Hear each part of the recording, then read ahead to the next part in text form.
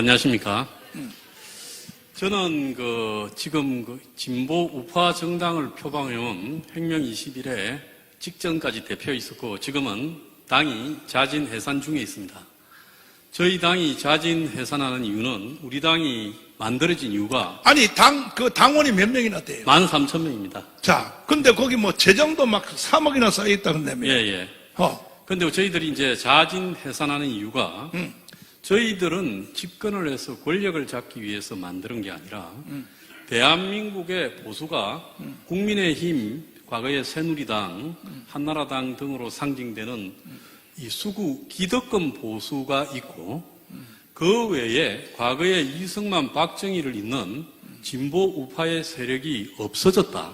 그렇게 평가하기 때문에 저희들이 이 진보적 가치를 보수 진영 안에 도입해야 된다. 저는 이승만 대통령도 1945년 해방이 될 때 굉장히 진보적인 시각을 가졌습니다. 진짜 진보지, 진짜. 그때 공산주의로 대부분 세계에 새로 해방되는 식민지에서 해방되는 나라들이 다 갔습니다. 근데 그 길로 가지 않고 이 극동의 이 반도의 반쪽 쪼가리 이 땅이 미국으로 갔다는 것은 굉장히 진보적인 거죠. 자, 박정희 대통령 같은 경우에는 그 당시에 2차 대전 이후에 새로운 신생 국가들이 전부 저개발에서 헤맬 때 경제개발 계획을 만들고 경부고속도로를 만들고 포철을 만들어서 중화학개발로 갈랐다. 굉장히 진보적인 겁니다. 맞아요. 근데 그 이후에 보수의 맥은요, 기득권에 이렇게 매몰되어 가지고 보수가 수구화되어 버렸습니다. 맞아요. 여러분, 성장하는 시대에는 그게 버틸 수 있습니다. 작년에 우리나라 성장률이 얼마였습니까? 1.4%. 일본이 얼마였습니까? 1.9%예요. 잃어버린 30년이라는 일본이 한국보다 0.5% 성장률이 더 높았습니다. 한국의 성장은 여러분들이 이제 될 것 같습니까? 끝났습니다. 솔직히 말하면 우리가 인정할 거는 인정해야 돼요. 여러 가지 요건으로 볼 때요. 한국이 수출이 앞으로 잘 될 것 같으면 그것도 끝났습니다. 그러면 성장이 정체한 사회, 그리고 오늘 아침에 신문에요. 작년에 4분기에 출산율이 얼마로 나왔습니까? 0.65. 지금 전쟁 중인 우크라이나하고 똑같은 출산율이 나왔다는, 세계에서 이런 출산율은 없었다잖아요. 참 기가 막혀. 우리가 인정해야 될 거는 이제 기존의 성장 시대에 만들어진 보수의 가치, 자유시장 경제 운운하는 가치로 지금 젊은 사람들에게 들이밀다가는 그것이 통하지 않는다는 겁니다. 그렇기 때문에 우리가 방향을 굉장히 이승만, 박정희 정신으로 돌아가서 진보 우파적 가치를 우리 내부에 도입하지 않으면요, 우리가 안 되는 거예요. 그린벨트 풀고 뭐 군사보호구역 개발하고 한강에 60층 올리고 용적률 건폐를 풀고 이렇게 해서 되는 게 아니라 목사님이 말씀하신 원가주택, 그거 우리 당의 정책이었습니다. 핵심 정책이었어요. 우리 당이 그 원가주택과 더 나아가서 사교육 폐지, 그래서 이 공적인 교육 공간 내에 사교육을 흡수한다는 정책, 그리고 보육을 국가가 책임진다는 정책, 노인 요양을 국가가 책임진다는 정책, 그리고 공적인 고용 창출을 한다는 정책, 그리고 외노자를 다 추강해버려야 된다는 정책, 그리고 더 나아가서 이 플랫폼이 한국 경제의 유통 구조를 다 망치고 있으니까 이제 중국 플랫폼까지 들어와서 난리니까 이 플랫폼을 제한해야 된다는 정책을 내걸었습니다. 그리고 핵 개발을 해야 된다는 정책, 이 8가지가 우리 당의 정책 핵심이었어요. 그런데 제가 한 2달 전에 목사님하고 의논해서 목사님의 자유통일당에서 이런 정책을 수용하겠다 이렇게 말씀하셔서 그렇다면 협약을 맺읍시다. 그래서 협약을 맺고 저희 당은 독자적으로 정당화를 추구하다가 지금 13,000명의 당원을 가지고 등록되어 있는 정신정당이고 원내 진입을 시도해보려고 했지만은 굳이 이런 단계에서 우리가 별도로 당을 갈 필요가 없다. 자유통일당을 지지하고 우리 당은 이번에 자진 해산 중에 있습니다. 그래서 우리 당의 이 당원들은 서로 이렇게 약속을 했어요. 우리가 이 보수의 거센 물살 아래 들어가서 그 길을 변화시켜서 보수 내부에 진보적 가치를 넣는다면 우리는 우리가 할 수 있는 것을 다 한 거다. 우리가 언제 권력 잡으려고 이런 걸 했냐. 제가 설득했고 전부 동의했어요. 그래서 자진해산 중에 있습니다. 3월 달에 자진해산이 되고요. 이번 총선에서는 저희들은 자유통일당이 어쨌든 원내 진입을 해야 된다. 이렇게 생각합니다.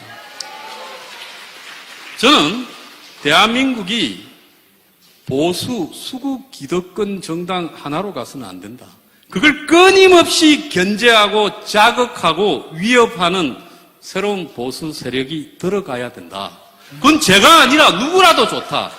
다만 그게 없이는 대한민국의 보수는요, 괴멸돼요.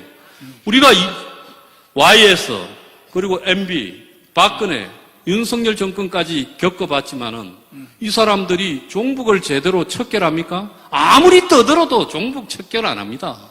종북은 여전합니다. 자, 그것뿐입니까?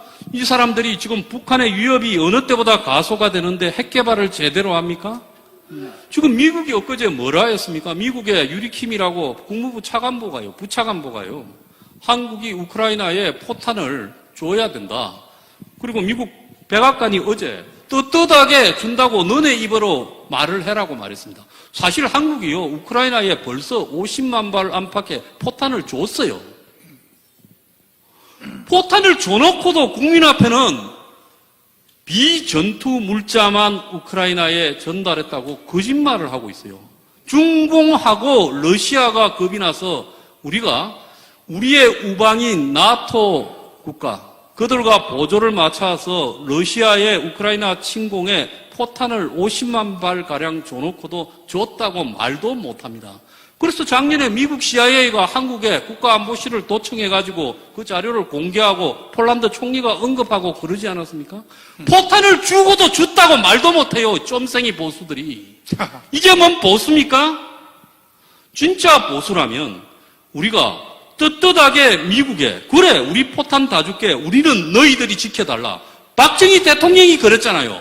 우리가 월남에 군대를 보낼게. 한국은 너네들이 지켜달라 이랬지 않습니까? 그래서 우리가 월남에 간다. 대신 미군은 한국에서 한 발도 움직이지 마라. 그래서 우리가 지켜졌잖아요. 60년대, 70년대 초반에 우리가 북한보다 약할 때 그래서 한국이 지켜졌지 않습니까? 그래서 지금 우크라이나에 포탄을 갖다가 미국에 빌려줬다. 폴란드에 K9 자주포 할 때 끼워 팔았다고 거짓말하면서 국민을 속이고 있어요. 이게 한국의 보수의 비루한 실체입니다. 이런 사람들이 종북을 척결하겠습니까? 저는요, 매기가 있어야 화르가 살아서 수족관까지 가지 않습니까? 횟집에. 그래서 매기 역할이 반드시 필요하다 이렇게 생각합니다. 저는 여기 계신 분들하고는 좀 다른 이력이 있지요. 저보고 아직도 좌파라고 이렇게 비아냥대는 사람이 있는데 저는 정치 출발을 민주당에서 했습니다. 임종석이, 오영식이, 이인영, 우상호, 저하고 젊은 피 5인방으로 수혈됐지만 제가 노무현이 당선될 때 반대하고 나왔어요. 자, 그리고 그 이후에 보수에서 제가 좀 있었습니다. 많이 일도 했죠. 자, 그리고 2012년에는요, 국민의힘의 서울에 공천도 받았습니다. 내가 반납을 했어요. 공천 과정을 보니까, 그때는 국민의힘이 아니라 새누리당이죠. 하도 한심해서 도봉갑에 공천 나왔는데 제가 스스로 반납하고 출마 안 했습니다. 그런데 그 이후에 제가 느낀 게 적더라도 올바른 보수의 길을 제가 개척해서 이 나라의 보탬이 돼야 되겠다. 그거 하나로 지금 당을, 혁명21이라는 당을 만들었어요. 혁명이라 하면 싫어하는데 저보고 당 이름이 왜 혁명21이냐. 21세기에 보수 혁명을 하자고 혁명21이라고 했습니다. 박정희 대통령이 5.16 구테타가 아니라 혁명이라고 우기시는 분들이 우리 당이 혁명 붙었다고 욕을 하더라고요. 아니, 우리가 혁명하면 안 되고 박정희 대통령이 혁명하면 됩니까? 그래서 저희들은 보수의 이데올로기에, 가치관에 완전한 혁명이 필요하다라고 주장을 합니다. 기존의 보수 이데올로기는 끝났어요. 성장시대에 성장하면 가난한 사람도 잘 사게 될 거니까 군말 말고 따라오라. 이제 성장이 안 되는 시대에 어떻게 그 사람들을 설득할 겁니까? 그래서 보수는 새로운 이데올로기를 가져야 된다. 자, 저는요, 이 보수판에서 저도 웬만하면 솔직히 말하면 2012년에 출마 안 할 때 저는 제 개인적인 정치는 접었습니다.